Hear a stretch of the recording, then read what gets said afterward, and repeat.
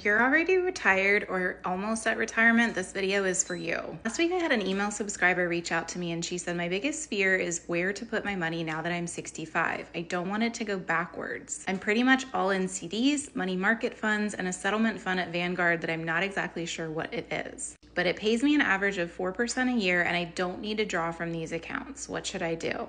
So here's what we know. She has money, she doesn't need to touch it, and she's earning an annual return of around 4%, but she's still scared. And this is someone who has over $500,000 split between these accounts. So 2 quick points here before we dive into what I recommended she do. 1, her fears are completely valid.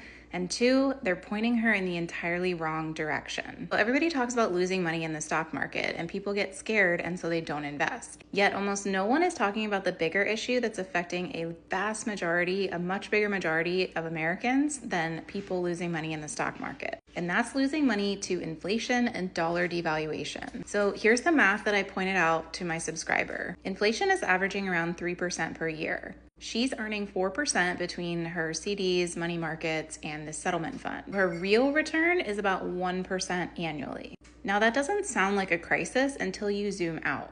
Over 20 years at 1% real return, $500,000 becomes $610,000. Over 20 years at an 8% return, which is a very conservative estimate for investments in the S&P 500, that $500,000 becomes $2.3 million. That's not a rounding error. That's the difference between a stressful retirement and one where you can take the dream vacations, you can help your kids pay off college or other debts, and you can give back to your favorite charities or causes if you want to. Basically, do whatever you want. Now, if you're 65, you probably have 20 plus years ahead of you because the data shows us that the average woman now lives to age 87 and the average man to age 84. So your money needs to last as long as you do. And while keeping everything in cash or cash equivalents feels safe, it really should scare the heck out of you because inflation doesn't negotiate. It just slowly erodes the wealth you worked so hard for so many years to build. And it's happening every single day, not just every couple years when there's a stock market crash.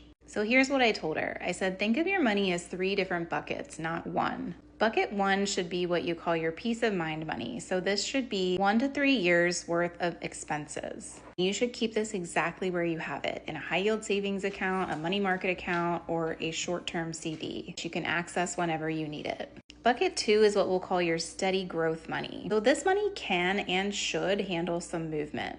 I told her to think of dividend-focused ETFs like SCHD, which has grown its dividend for 14 straight years, or a balanced fund like Vanguard's Wellington Fund, ticker symbol